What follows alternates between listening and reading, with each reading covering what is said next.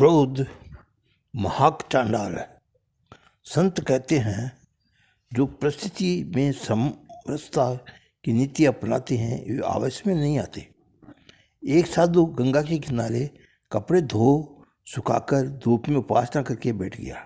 उसी बीच एक अछूत आया। उसने भी गंगा में स्नान किया और कपड़े धोकर सुखाने लगा। डाल दिया, वह चला, हवा चली, उसके कपड़े उड़कर साधु के कपड़ों पर पहुंच गए।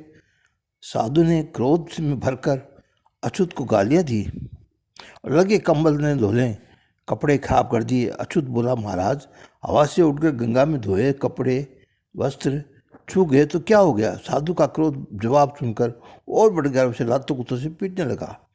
अछूत स्वस्थ था, अनित्य पर क्रोध उसे भी आया।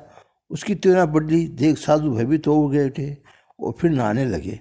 अछूत को भी कुछ पिटने कुछ क्रोध से पसीना आ गया था, वह भी नहाने लगा। वह साधु बोले, तू क्यों नहा रहा है। उसने कहा, प्रश्न किया, आप फिर क्यों नहाने लगे। संत बोले, चांडाल को छूने से हुई अपवित्रता हटाने के लिए नहाना जरूरी है।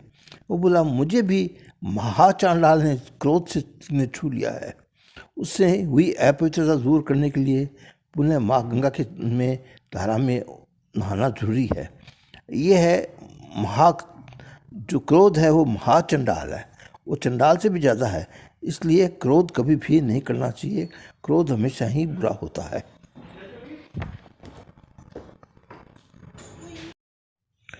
जो संस्कार जीवन भर हावी रहते हैं वे अंत तक पीछा नहीं छोड़ते।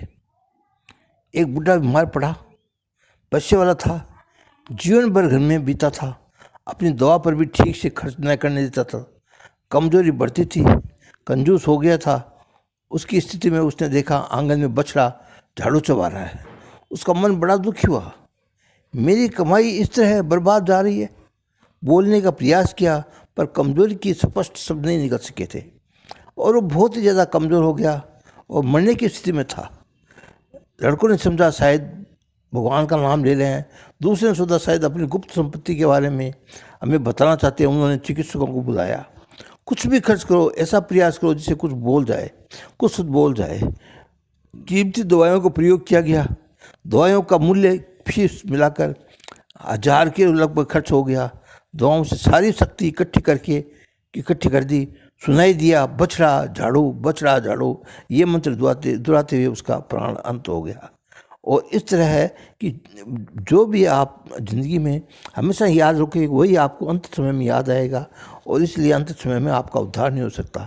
अंत समय में याद रखने के लिए हमेशा आप राम राम करिए तो आपका अंत समय भी सुधर जाएगा।